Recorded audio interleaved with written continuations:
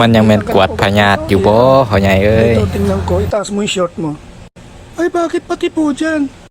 Bakit marunong ka pa sa akin, iha? Basta itaas mo yung short niya, sumunod ka na lang. Yan, ganyan. Tingnan mo, may lamig ka rin dito sa may bandang balakang. Ang dami mong lamig sa katawan, iha.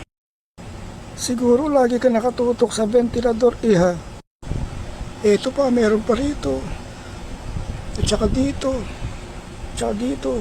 Ang dami mong lamig talaga, iha. Pag galing po kasi sa trabaho, hindi mo lang magpahinga. Naliligo agad siya.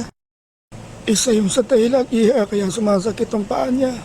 Kaya dapat pagbawalan ng kapatid mo, pagsabihan mo na magpahinga muna bago maligo pag galing sa trabaho. Matigas ang ulo, ayaw makinig eh. Nakikinig naman ako minsan. Naku, hindi nakikinig sa akin yan. Matigas ang ulo niyan. Diyan ang masakit sa lagi sa paa niya.